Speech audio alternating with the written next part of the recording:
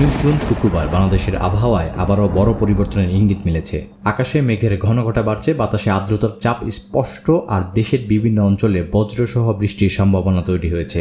কোথাও ঝুম বৃষ্টি, কোথাও বিদ্যুৎ চমকানো সহ দমকা হাওয়া, আবার কিছু এলাকায় গরমের অস্বস্তিও থাকতে পারে। বিশেষ করে উত্তর, উত্তর পূর্ব, মধ্যাঞ্চল এবং দক্ষিণ পূর্বের কয়েকটি জেলায় আবহাওয়াটা দ্রুত বদলে যেতে পারে। তাই আজকের আপডেটটি যারা বাংলাদেশ থেকে দেখছেন শেষ পর্যন্ত মনোযোগ দিয়ে দেখুন। আপনার জেলা কি বৃষ্টি, বজ্রঝড় নাকি গরমের তালিকায় আছে? চলুন জেনে নেওয়া যাক।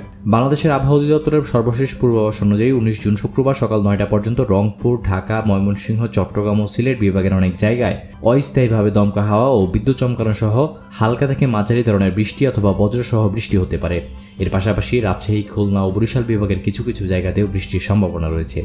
সবচেয়ে গুরুত্বপূর্ণ বিষয় হলো রংপুর, ঢাকা, ময়মনসিংহ, চট্টগ্রাম ও সিলেট বিভাগের কোথাও কোথাও মাঝারি ধরনের ভারী থেকে ভারী বর্ষণ হতে পারে।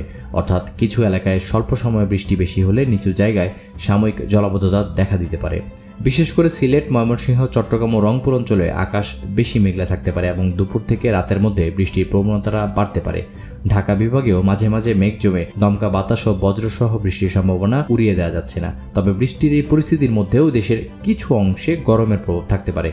মানিকগঞ্জ, নীলফামারী, রাজশাহী জেলা এবং খুলনা বিভাগের উপর দিয়ে মৃদুতাপ প্রবাহ বয়ে যাওয়ার কথা ইতিমধ্যেই জানানো হয়েছে। তাই একদিকে বৃষ্টি, অন্যদিকে ভ্যাপসা গরম, দুই ধরনের আবহাওয়ায় আজ দেশের বিভিন্ন অঞ্চলে দেখা যেতে পারে। যারা নদীপথে চলাচল করবেন, মাছ ধরতে যাবেন বা খোলা মাঠে কাজ করবেন, বজ্রপাতের সময় অবশ্যই নিরাপদ স্থানে থাকার চেষ্টা করবেন।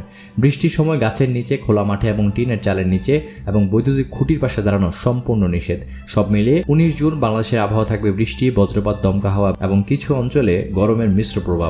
আপনি কোন জেলা থেকে ভিডিওটি দেখেছেন কমেন্টে লিখে জানান, আর নিয়মিত এমন আবহাওয়ার আপডেট পেতে আমাদের সাথেই থাকুন।